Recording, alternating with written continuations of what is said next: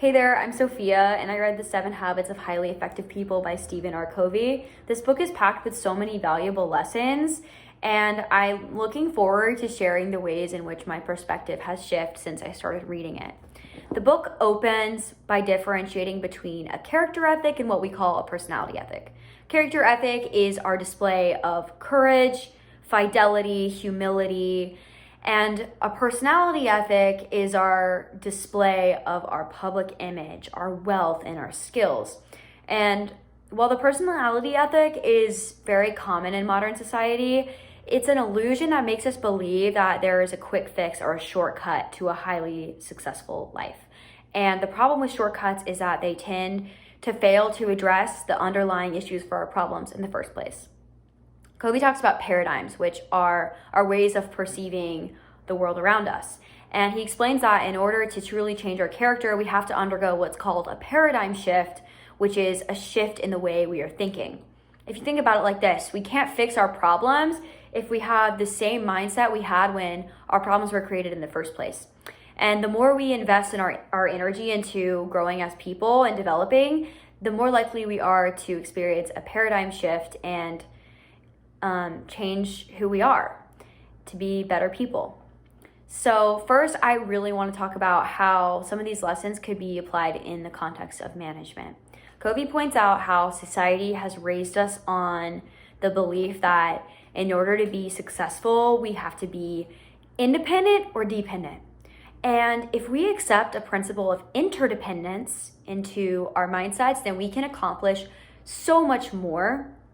Interdependence is when people combine their talents to have the most efficient outcome. And as someone who works on a team, I can see the value in this so much because when I look around at work, I see people who have so many different ideas, different strengths and weaknesses. And that's why if we all come together, then we can have the most success. And I truly believe that, especially after reading this book. But beyond management, there are so many other lessons in this book that will have an impact on my life. There's this idea of being responsible, and not in the way that we currently define it. It's more like being response-able, meaning we are able to control our responses to situations. I could apply this to my schoolwork. Instead of saying, I have to do my homework, I could say, I am choosing to do my homework to invest in my education because that's important to me. And the reason this is effective is because the truth is, we don't have to do anything. Everything is a choice in life. And if we think of our tasks as choices, then we are able to reverse the thought of not wanting to do them to doing them. And if we are able to not be reactive and be proactive, then we can be driven by our values and not the responses from other people or why. And I really want to dive into this more because this proactive school of thought really was the most impactful lesson I learned in this book. And another paradigm I had was when Covey said that while we are not in control of the things that happen to us, we are entirely in control of our reactions to those things. And oftentimes our reactions to situations are what end up hurting us more than the situation in the first place. And I can think of so many times in my life where my negative reaction to situations has made the situation that much more negative than it was in the first place. And in my career, I plan to react way more appropriately in the future. And now that I'm more self-aware of how my reactions are, I will always choose to react in the way that brings the most light into a situation.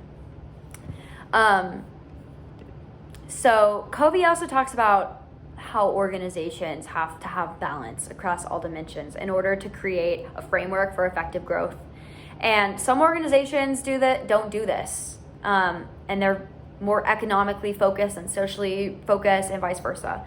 Walmart is a great example. They're very economically focused and their mission statement is to save money, live better, but they do everything they can sometimes to deny their workers basic rights by basically overworking them and spending an enormous amount of time and money to keep their unions out, and they also have been so environmentally unstable. So I wanted to point out that what Walmart is doing maybe is contrary to what Covey says organizations should live by. And I don't have many critiques for this book, other than it's very dense. To really get the most out of it, you have to be willing to have conversations about it and really read into it, take the time to read it, probably read it again.